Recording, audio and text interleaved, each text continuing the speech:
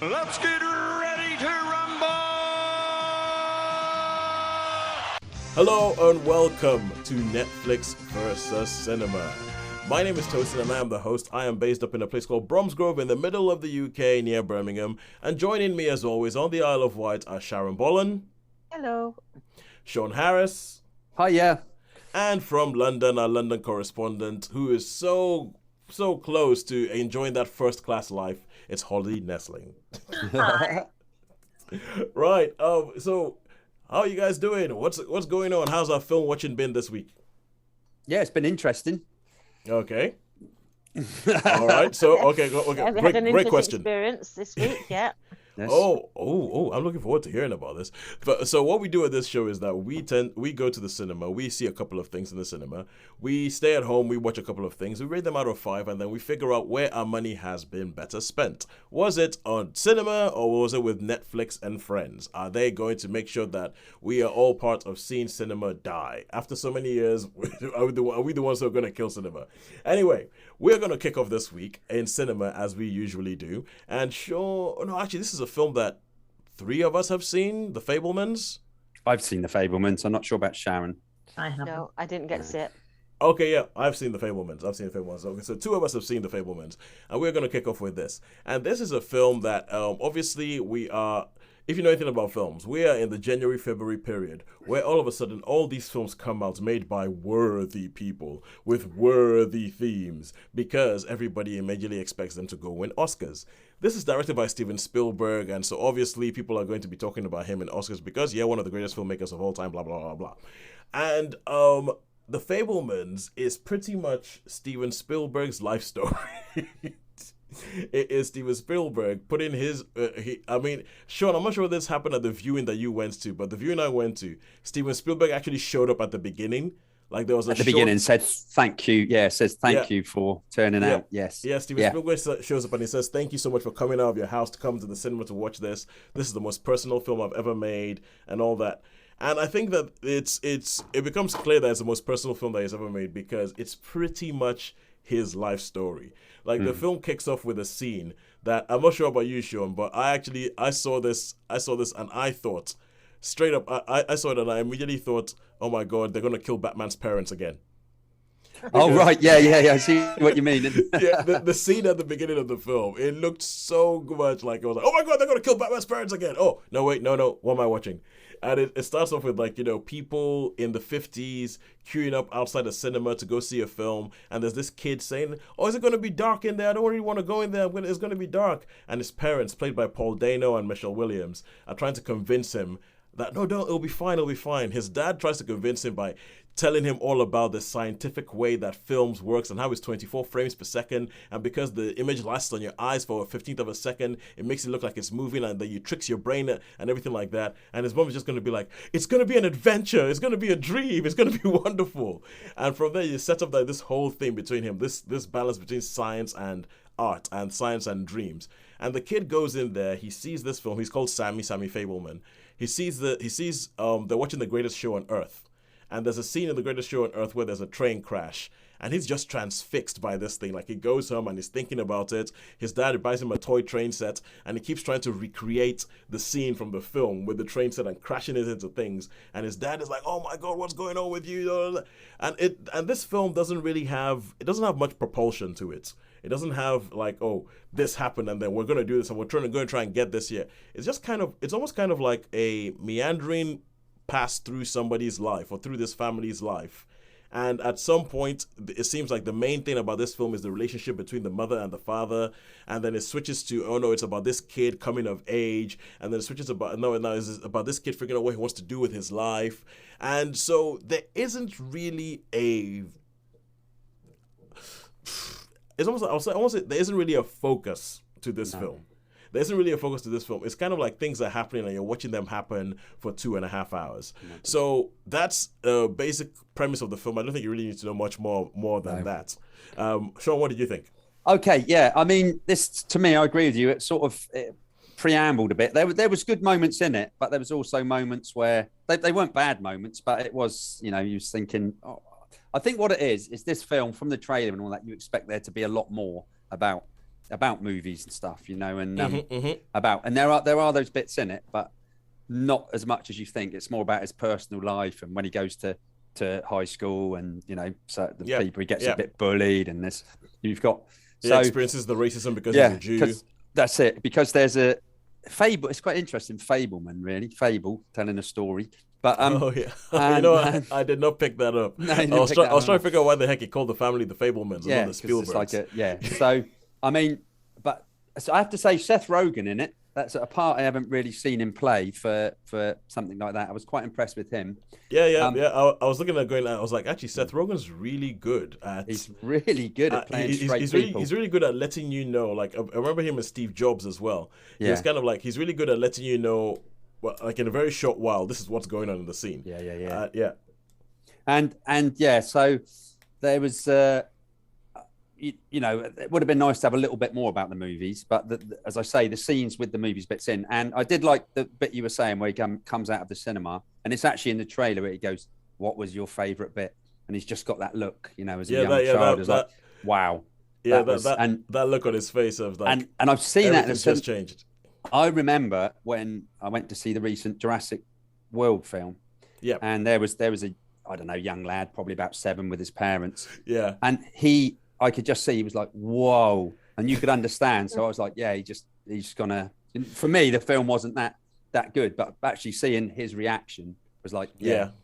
And I quite liked the you know, the different cameras and stuff. I thought that was quite interesting. And the progression. Yeah, all the progression as it goes along. From the home camera to something that's a bit more expensive. Something that's a bit more professional. The progression. Of how he gets more and more into the film stuff. Yeah. That's it. And there was, and I mean, well, for me, the ending of the film was just like, wow. I mean, to me, that's like, wow. That's the greatest thing ever. That was. I think probably the penultimate scene before the penultimate scene. Yeah, the penultimate scene is one of the greatest scenes in the film, and the final shot of the film. Yeah. The final shot of the film, I really like it. The final shot of the film is pretty much a gag. It's a gag, and it's almost like Spielberg laughing at himself. But it's just this little thing that happens right at the very end.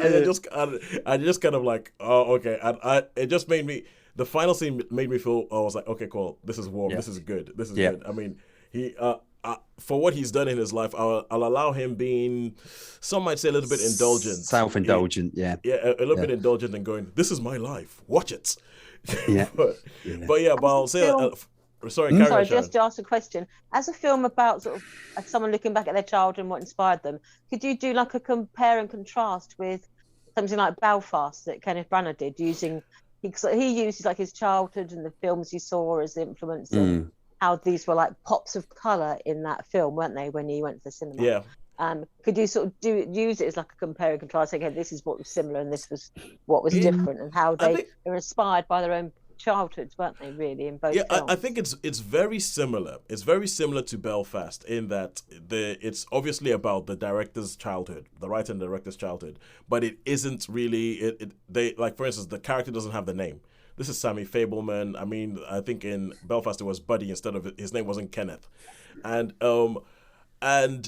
the what I would say is I think that Belfast had a better structure, and Belfast had more of a push to it, because Belfast had the whole thing about the trouble starting that framed everything, and do we stay or do we go? So there was a very definite. It was kind of like there was a moment in time that Kenneth Branagh used to frame Belfast and tell the story of how his family lived through that moment in time.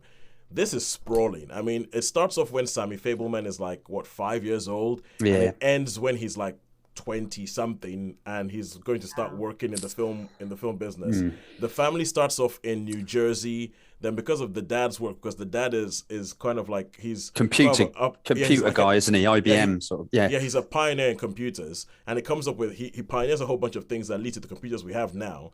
So he starts off in New Jersey, gets headhunted, and goes to Phoenix, Arizona, and from Phoenix, Arizona, ends up in Northern California.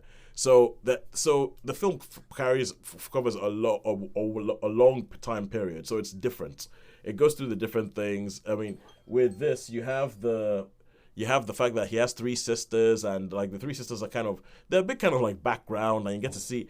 And there's a bit of the film like that is really about his parents. It's about his parents, and as Shaun was saying, not so much about the movies. It's about the parents, and it's about how I think that there is this theme of how the balance between science and art informed him and pushed him forward, and how you can see both things in there.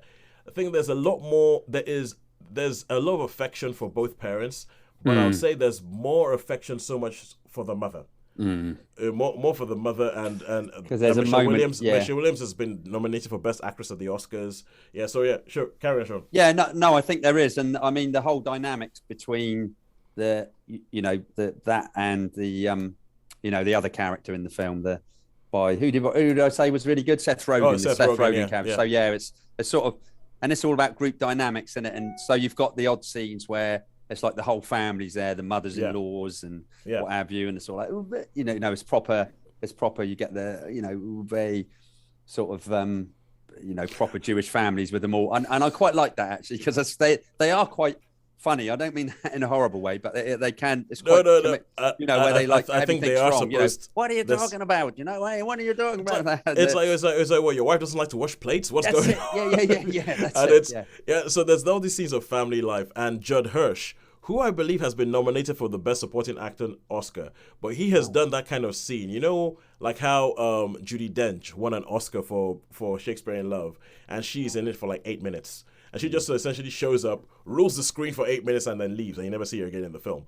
And Judd Hirsch does a very similar thing as Sammy Fabelman's uncle, who just turns up randomly, randomly, has a brilliant speech about art and why you do art and what it goes in. It's like, me and you, we're the same. Me and you, we're the same. It's like, don't worry, it's gonna rip you apart. It's gonna tear your heart apart, but you can't. You just have to do it and all that. And it's kind of so it's almost like a thesis of what the film's all about. But I have to say, personally, there were some bits of this film that I found quite moving, because I found quite just because when his dad is like a scientist person, and his dad keeps referring to his filmmaking stuff as a hobby, and saying, "Why is this a hobby? When you're going to get a real job? You've got to go out there and blah blah blah." And that is almost verbatim discussions that I have had with my own dad. It's almost word for word discussions I've had with my own dad, and I was like, maybe I could have been the Nigerian Spielberg. Maybe I should just have carried on. The difference is that with him, he just carried on and I stopped. I think the parents they think about you for your best interests. They've got your best interests at heart. But I seriously think that you've got to follow your heart rather than what your parents say. So many people do follow what their parents say and don't achieve their dreams. And it's not that they Shaun, I feel so. What's the word? It's not shamed, but I feel like you're talking about me. No. We're talking about a lot of people. A lot of people. Trust me, a lot of people. It's and it's not until you get older that you realise, why did they, because you've got to do what you got to do. You've got to find your own path in life. And I think that's what he does. I think there's like a little bit of a transition with Sammy, isn't it? Is it Sammy? Yeah, Sammy. Yeah. There's like a little bit of a transition where he suddenly realised, and I think probably at high school when things happen, and he edits that film, about the beach film, and then he suddenly realised he becomes his own person, and he thinks, you know what, I'm my own person. I found my own way, and I know what to do. So there was a bit of a transition there, but I still say the penultimate scene and the last scene were just like, okay. And I think this is particularly is it? I feel like it isn't a spoiler because it's something I've heard Steven Spielberg talk about before that happened to him. But it's all. So I mean, well, okay. like when he first said, I've got someone Anyway, I won't. No, I won't. Yeah, I well, won't because I've heard Steven Spielberg tell this story, and we're trying to avoid spoilers. I've heard Steven Spielberg tell this story before, and so when they say, "Oh, I've got somebody that you should meet," because this is when he starts, he finds his way into like Hollywood, and he ends up at a studio, and he's like, "I got somebody who you should meet." I was like, "I know exactly who this is. I know exactly who this is," and so let's just say Steven Spielberg meets a director, Sammy Fabelman meets a director whose films he's loved. Like all the way, he meets a director who he sort of idolized. He meets this director, and he's like, you sort of know from as soon as when you see the actual room with the secretary's room with all the paraphernalia around. Yeah, but the thing is, I knew before then because I know what you mean, but it just sort of gives it away. Yeah, he gives it away before he actually shows up. For me, the main thing was, who are they going to get to play this guy? Because this director is one of those larger-than-life Hollywood characters who has got loads of stories written about him, loads of things like what he used to get up to when he was on film sets. And so I was like, who are they going to get to play him? And in my head, I was like, they have to get another director to play him. And I was going to try to figure out which director they're going to get. And I was like, no, it can't be him, can't be him, can't be him. And the choice of who plays him, I think, is genius. It is, and from the bits I've seen, it is. I mean, it's off pat. It's off pat, and more for the fact that because of that last scene today on my coffee break, I was actually on YouTube looking at people talking about it, and you had and loads of actors talking about this director, so I'll let's try and think of one that's not the obvious one. So Lee Marvin, I watched the thing on Lee Marvin talking about this director, and I won't say the other one will be so obvious, but sorry, we're just okay, so now we're gonna stop because it's just too vague. It's just it's too vague. But so now it comes down to the star rating. We've talked about this film for too long. How many stars would you give it, Shaun? Well, I'd give it, as I say, I didn't think it was really, really tight. I think it was a bit over and all that. But, as I say, the bits in it that I did enjoy. So this would be a solid 3-star for me. But I think a 3-star for me, this one. Yeah, I think I would just about tip over into a 4.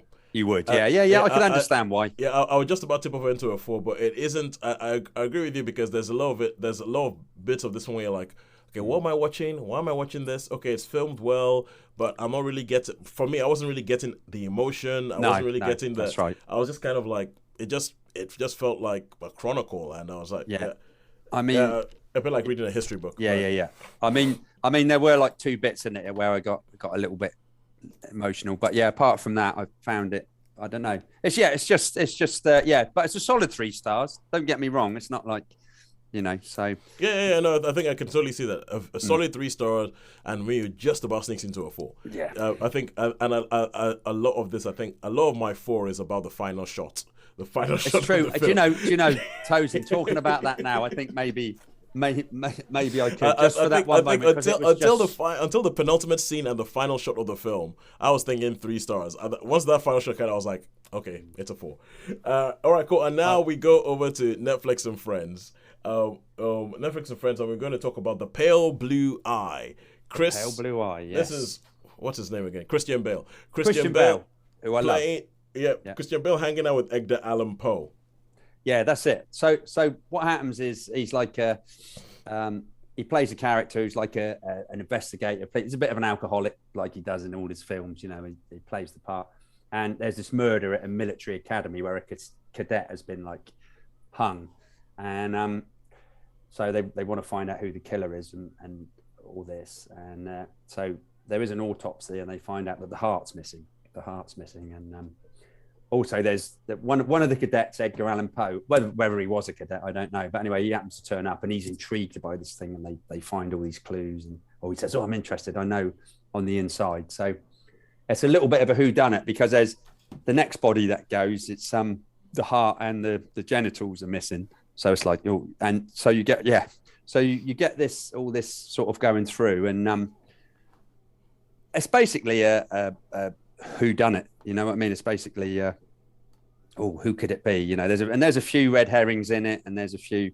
It could narrow down to maybe 4 or 5 people that possibly come. There's some like ritual stuff in there, some sex. So it's all very, and I think with Poe being involved, it's sort of lends to some of the stories that you've told, like the heart, you know, is obviously the telltale heart, you know, and there's like a ritual with like the mask of the Red Death, and so there's like Poe sort of helps him out, if you see what I mean. So Poe's giving him all the clues. Almost like his apprentice.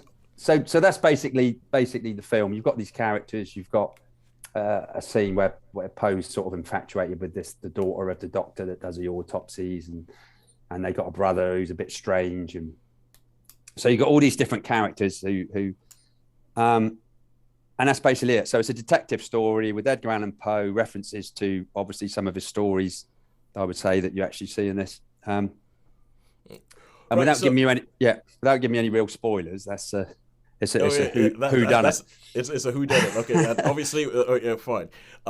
So I've got a couple of points and maybe some questions. So this Edgar Allan Poe is played by somebody who you may not recognize, but he played Vernon Dursley in the Harry Potter films. So he played Harry Potter's cousin.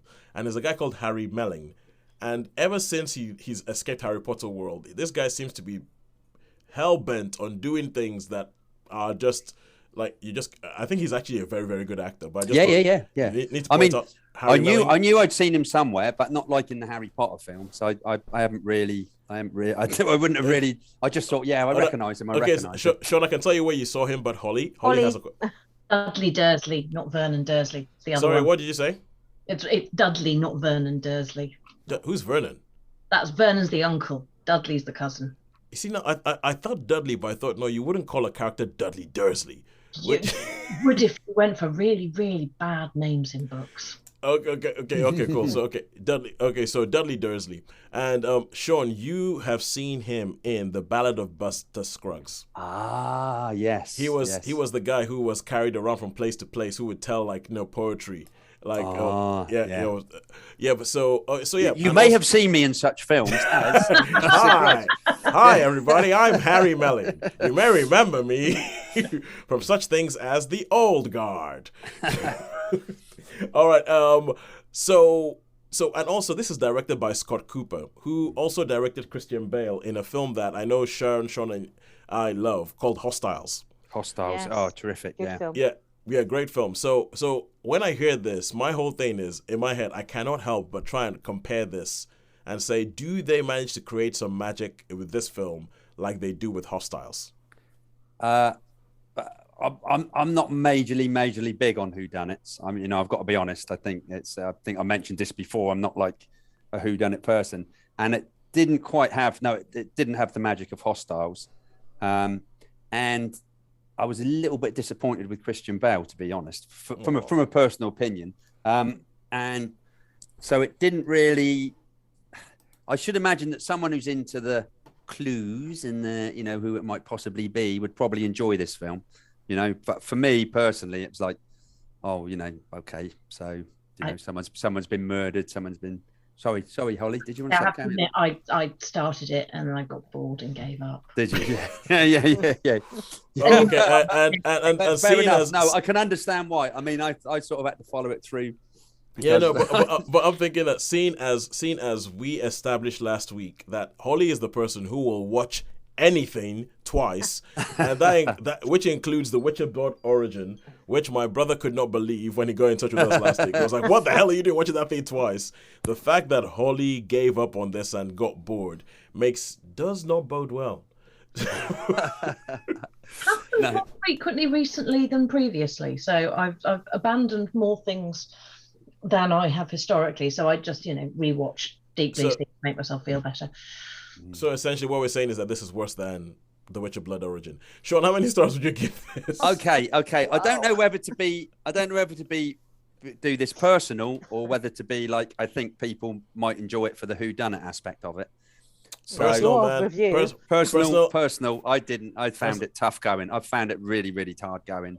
Some interesting moments are tough. I mean, for me, because I like Edgar Allan Poe, those bits were quite good with the murders, how they were with the stories, as I say, you got the Mask of the Red Death and you got the Telltale Heart and all those sort of references in the film. But yeah, on the whole, I would say that I struggled with this. So it's not going to do very well, I'm afraid. I'm really disappointed. Poor old Christian Bale. So I okay, love Poe as well. So Pardon? I love Poe as well. Yeah. Oh God. It should have ticked every box for me. Yeah. People. Mm. One So of the best person. it sounds a bit like the Van Helsing effect. Yeah. Yeah. I have this theory about the Van Helsing effect. Wait, we're looking at a film and you're saying this has everything. This has everything, and it should be flying. It should be soaring. It should be. Yeah, it should be. Yeah. But something's wrong. Yeah. And I think I like Van Helsing till today. I was looking at that film going, this has everything that I should love. Why is it not working? Yeah. Well, it was like going to the theatre the other week and seeing *And Juliet*. Every single component was amazing. The singing, the score, the dancing, everything. Meh. Yeah, at the end of the day. Yeah. All right, so So- Shaun, stars. Give us the stars. Give us the numbers. Personally, I didn't enjoy it. I struggled with it. So I'm only going to give this one a 2, I'm afraid. Yep, It was a big struggle. It was a it's- struggle. it's It's a okay. disappointment. Disappointment. That tallies with a lot of what I've been hearing about this film. Oh, good. Yeah, it tallies with a lot of what I've been hearing about the film. All right, so now we go on to Unwelcome, which Sharon and Shaun have seen. So Shaun and I have done quite a bit of talking. So we're going to let Sharon. Sharon, take it away. Tell us about this. Unwelcome is a British film. It's you start off with a young couple who are living in quite a rough area in London. I don't know which part of London. And Most of at the it. beginning of the film, Most of it. I don't know London very well at all, I'm afraid. I'm real provincial, utterly provincial in my outlook. You must And come so- and visit. So this couple live in quite a rough area of London, and they've only just found out that they're expecting a baby at the beginning of the film. And the husband goes out to buy a bottle of something to celebrate, and there's this group of Youths. hoodlums. Youth. I know, sort of youths. aggressive youth who are hanging out outside, and they give him a bit of a chat as he walks by, and he goes in the thing, buys what he wants, and then comes out, and they give him a bit more chat, and he turns on them and said, "Oh, why don't you just clear off?" and gives them a bit of chat back, and then he goes into his flat, locks the door, and he thinks that's all over, and then they basically follow him and break in, and they're both traumatized. And just about a year later, well, not quite a year later, so she's only just pregnant then. So when she's about 8 months later, when she's just about to have the baby, his dotty aunt who lives in rural Ireland, it's rural Ireland because the first woman you meet is called Neve, and the first man you meet is called Seamus. So it's when Does it say top of the Rural morning Ireland. by any chance? Not in this bit, but you get the feeling that somewhere in the background, someone's going to be like, going, dee, dee, dee, dee, dee. Yeah, it's one of them. Oh, look So at the they're in- leprechaun. They're in proper Ireland. That's sort of like witchy Ireland, that, misty shrouded woods and Don't, things don't, that are a bit other. And so Shout- they inherit this house. I was just going to say, and don't forget the obligatory car shots. Oh, on they're driving, roads right, with they've got a loads- yellow car. with loads and you of see like. them- You see them driving a lot of distances. Yeah, about 50 Been roads. a lot of that lately. Been a Green. lot of that lately in movies. A lot of green fields. Anyway, so they have this quite isolated house that's on the edge of a wood, and at the bottom of the garden there's like this sort of little tiny door, and the lady who's been caretaking after the house, Neve, says, I don't want to sound really weird, but every day you need to put out a blood offering for the redcaps. That I can't pronounce the Irish word for it, but basically they're the redcaps. They're the little people The who little live in the people. woods. Mhm. And you have to give this sort of like oblation. You have to give them like this appeasement that you give them a blood offering and then they'll leave you alone. But if you don't do that, unpleasant things could happen. And they're going, yeah, we promise, that's fine. But we don't want you, because we've had this horrible experience where we've not felt safe in our own home. We want to feel safe in our own home. So we don't want you coming to do this. We will leave us alone. Trust us, we'll do it. And so and then immediately what's going to happen. Don't feed them after midnight. Don't let them get wet. And they've got some work that needs to be Feed on them the before house. midnight. So then the story progresses. They're moving into the house and they desperately need some work doing. And they ring all around the local area, like the local builders, and they can't get anyone to do the job. And then they've come across this sort of family who are like going, yeah, we're available. We'll come and do the work. And you have Cole Meany, whose name is Daddy. He's just called, daddy, basically. Like, call me daddy.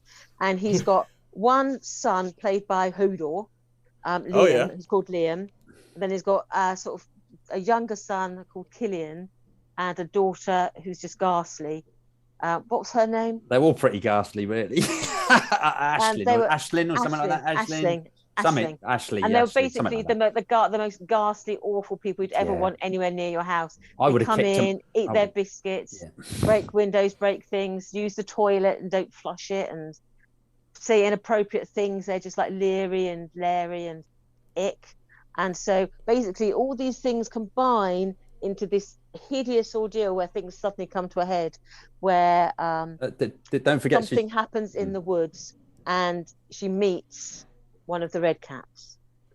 So the red caps, because I've seen the poster for this, and my first thought when I saw the poster, and it's like these red caps looking through a hole in the ceiling at them, and my first thought was, oh, gremlins. Someone's made an Irish gremlins. And critters. I was reminded very strongly of Critters, the 1980s film. Did you mention, Sharon? I probably wasn't listening, that she's pregnant. She's pregnant, and the story. There's like a story about what happened to the auntie that died, what happened to. We don't know what happened to. She had a daughter, and we don't know what happened. Went missing. Some people suspect that she killed the babe. Some people suspect that the red caps took the babe. Took the baby. So it's setting it all up for. Remind me of the babe. Babe. Especially with the shopping bags. Especially with the shopping bag scene. Excellent film, right? So there are and then so things. I don't know how much to give away, but these red caps can be comic, but they can be creepy at the same time. Yeah. There's one scene where one of them they do speak. They do speak. One of them gets hit and goes, "Oh, no hitting, boy, naughty boy." But then ghastly things happen. So it is one of those sort of. It's comic. It's creepy. It's funny. It's a little bit like, what the hey. So because I saw this and I thought, okay, it's gonna be Irish. They're not gonna have a lot of money to spend on this film, so it's gonna be a bit more budget. They have to be a little bit more inventive, and all that. So, but with that, it sounds like you kind of enjoyed it. How many stars? Can I say a few things? Yeah, sure. Can I just say a few things about it? So this reminded me. I mean, there were some scenes which I think were from another scene. So the first scene, or one of the early scenes with the home invasion, was a bit like Death Wish films at the start, as I thought. Yeah. And then when they're sort of being sieged by that horrible family, that was very, very Straw Dogs. I don't know if you've ever seen Straw Dogs, you guys. Very, very Straw Dogs. Obviously knows his 70s, 80s cinema, doesn't he? So there definitely references to loads of things from the 70s and 80s. That's it. So I would say this is a cross between, and Tosin's exactly right, this is a cross between Straw Dogs and Critters. Yeah, definitely. That's the two things. But that family were horrible. I would have kicked them out straight away from the first guy. That really annoyed me, actually, Sharon. To be honest, I'm like, why are you putting up with that? You silly girl. Don't, I mean, I know that both of them were young, and he was like, he's been training to do like Krav Maga and boxing and fighting and stuff, but he's not really aggressive, so he gets frustrated, but he's not really one of those men who's going to be like, come on there, and so you see that sort of how when he's pushed, he's like, just leave me alone. He doesn't want to be like, come on, whereas I think his wife was a bit more fighty, and I think that comes out in the story. She's a bit more like, and especially I'm a mama now, mama bear and all that. Especially at the end. I mean, you see, I even wondered at the end whether it was. From that last scene, I still wondering. I mean, when I think back, it definitely was. They were like the critter things, but I did think, was that all in them, perhaps in her imagination, and she actually did the deeds that were done? But no, I mean, that's looking too deep. So on the whole, I don't think it was that deep. No, I don't. I mean, I'm just trying to be that way. So stars wise, I mean, I didn't hate it. I thought it was really, really interesting. I thought it was a good go. There was some interesting things in it, and I've been thinking about it all day. So yeah, I didn't actually mind this movie. So no, there were worse ways to spend an evening, because when Sean said, "Did you want to go and see Unwelcome?" I was just like thinking, "Do I?" And I said, What what an do you mean that unwelcome creepy thought. leprechaun thing? And he was like, yeah. It's like, okay. But actually, I didn't hate it. And it had moments where it was quite funny. It was did quite remind funny. me of those No. early. It did remind me of like those sort of straight to video type Yeah. films I used Yeah. to watch Yeah. by the dozen when I was in my teen years, and that we used to rent from the cinema, like sort of Critters and The Howling and these Yeah. things that combine sort of horror and comedy. So numbers, how many stars? 3 stars for me. 3 Yeah, stars. it's a 3, for a me 3. as well. You see, okay, now, bear in mind this is a horror movie, and Shaun is particularly hard on horror movies. And Shaun, when a horror movie comes out, I just feel like Shaun's going to see a horror movie, and I'm just expecting to come back and hear the, oh my God, oh, Toast, oh, you won't believe the nonsense. So for me, 3 stars is actually a massively high recommendation, enough to make me think I might go watch this film, even though I have a predisposed hate of horror. I think it's just a bit different and dare I say it, a bit sort of original in a strange sort of way. Yeah. You know, this sort of... Because I thought it was going to go down full on horror route, and it didn't. It was the way it turned at the end. The end, it surprised me because I'd seen the trailer and I thought, I know how this is going to go. I've seen the film from the trailer, and I think it still managed to surprise me.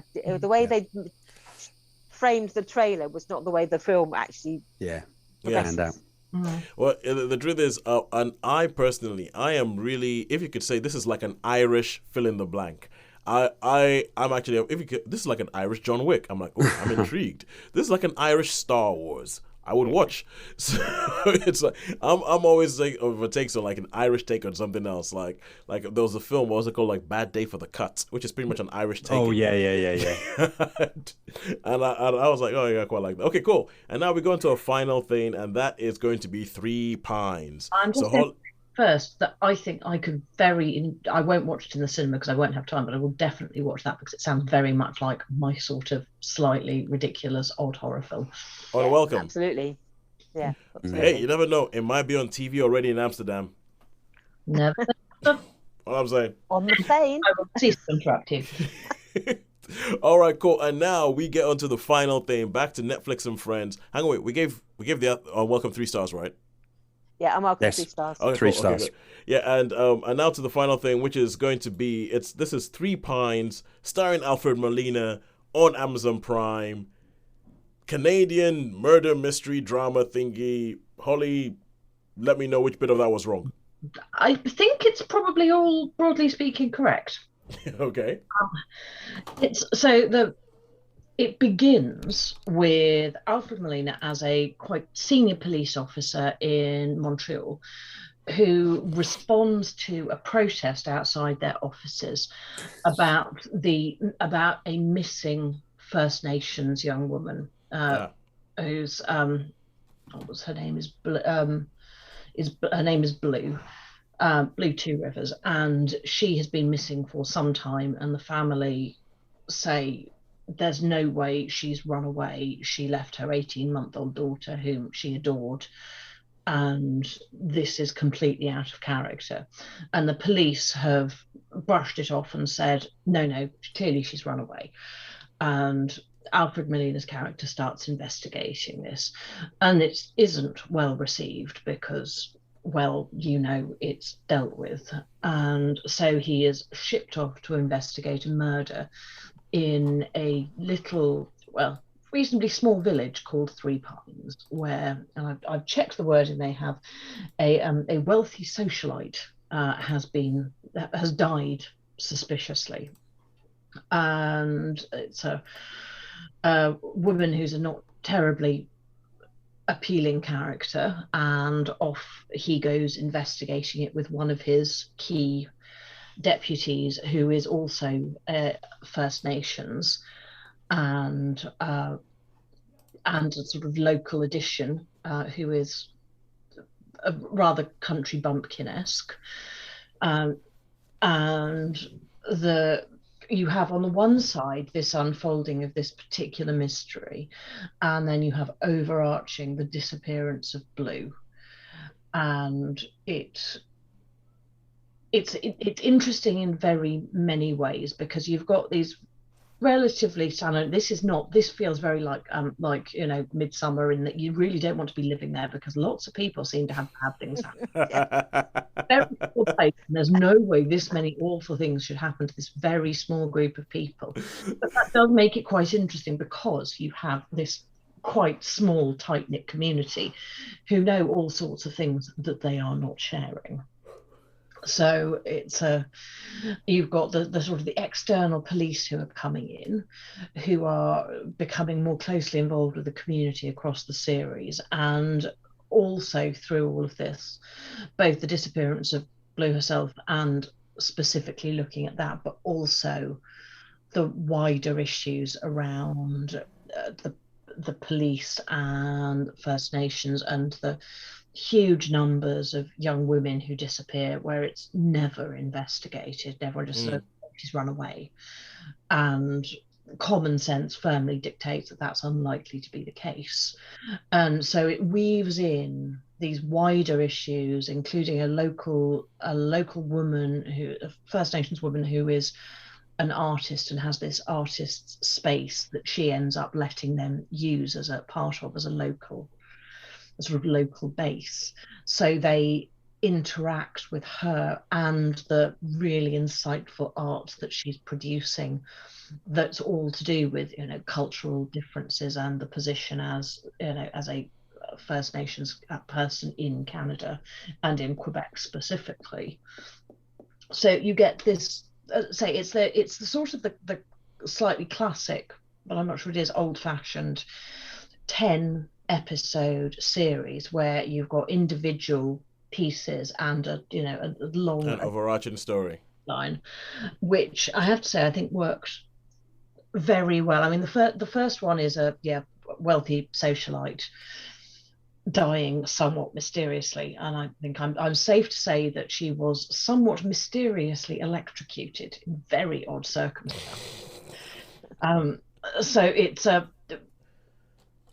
It's got all sorts of crimes that happen, murders, all sorts of things, much of which also ties back to local history too and long-standing things. So it's not arbitrarily some complete random showed up from Toronto and just came and murdered someone here, because that wouldn't be a very interesting story. So it's quite thought-provoking in many ways. And I got to the end of it and thought, this is it's good murder mysteries. I've very much enjoyed the detective-y bits of it. It's it's good viewing, and it's structured, and Alfred Molina is excellent. Unexpected, I have to say. I did not expect to see him as a Quebecois detective. Yeah. It was just never on my list of things I thought next in his career will be. Well, the thing is Alfred Molina is, I think he's actually quite chameleonic, because the first thing I ever saw him in was a film called I think it's called the Perez. No, it's not the Perez, but it's the Perez family or something like that. But it's the something family, and it is a Hispanic last name.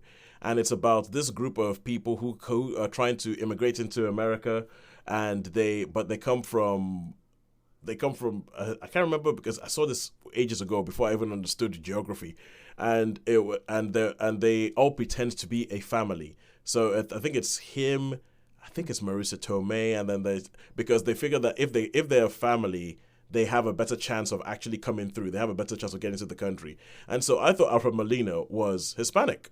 And then next thing you know... What? He sort of is, because he is half Spanish, half Italian, and born in the UK. Yeah.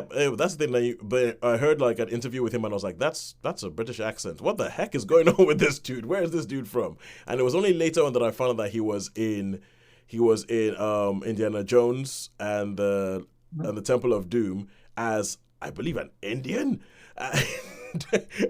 And so Alfred Molina is one of these people who you're like, what is this guy? So Spider-Man? when He was in Spider-Man 2. Yeah, he was in Spider-Man. He was in Spider-Man 2, yeah. Doc Ock, or whatever you call him. Dr. Octopus. So yeah, but how many stars would you give 3 Oh, I was Pines? just going to say, and IMDb tells me also Boogie Nights. Yeah, he was in Boogie Nights. He was in Boogie Nights, funny He has a enough. very memorable scene in Boogie Nights where he's on coke. Burt Reynolds in the back there was really interested in what you were saying. You can see, can't you? That he's really focusing. Yeah. I should also have added it has aspects of his personal life running through it as well, his interactions outside it, also members of his team's interactions. So his colleague who is also First Nations, her experiences as a Native Canadian woman in interacting with people around her, and what it means with the different sort of circumstances. So I found it really interesting, gripping, and it made me think a lot. So I'll give it a 4, mostly because it made me think. All right. I feel slightly. I wouldn't say I feel wiser for it. I feel like I've considered more things before as a result of it. All right, cool, good stuff. Sorry, I'm really trying to figure out what this name of this film was. It was the Perez family. It was the Perez family. Made like in the 1990s. Yeah, in the 90s. Yay, brain! Yay, Eddie Tosin 90s brain working. All right, cool. So that is all. That is it. And now all we have left is to figure out. Hang on, wait. Did you give us? You didn't give us a number of stars, did you? Yes, I gave it 4. And I'm just going to add. Just been glancing through IMDb. He was in one of the episodes of Raw, which we spoke about some time back. So Raw. Oh yes. Oh yeah. He has a good. He's really good in everything. He had a really good scene in Promising Young Woman. He had a really good scene in Promising Young Woman. What was he in Raw? I don't remember him in Raw. He was in there. I don't either, but he was there. Okay. Maybe it was just a voice or something. All right, cool. So all that's left to say is, who do you think has won this week? I think Cinema's pipped it. Oh, Shaun reckons Cinema's pipped it. Holly, Sharon, what do you reckon? Yeah, because you gave Fabelmans a 4. Shaun, did you just go into a 4 with the Fabelmans? I stayed 3. I stayed 3. I still think Cinema's pipped it. Yeah, I think we have a Cinema triumphant. I think because I think the Edgar Allan Poe thing, the pale blue eye. Yeah, sunk Netflix below the line. Sunk Netflix, yeah. Below the line. Well, shot below the bow, yeah. When we look at the average, there's a 0.25 in it, and Shaun will be correct. Cinema did pip it. Cinema did pip it by virtue of me giving the Fabelmans a 4, just about, and Shaun giving the pale blue eye a 2. So yeah, that's it. Okay, and now I promised you, Shaun, before we started recording, that we had some feedback. Yes. And this is where we say, we love it when people get in touch with us, and we always say we will try and read out everything that people get in touch with us on. So do give us a 5-star review on whatever things you listen to. But we know at the same time that not everybody can love us, and not everybody can love what it is we do. So on Shaun's review on All Quiet on the Western Front, somebody who is called Mega Twingo on YouTube said, "Did the guy even watch the new version? Half the time he spoke about the stuff that was in the book and the other 2 earlier movies, but not in the completely different new movie from 2022.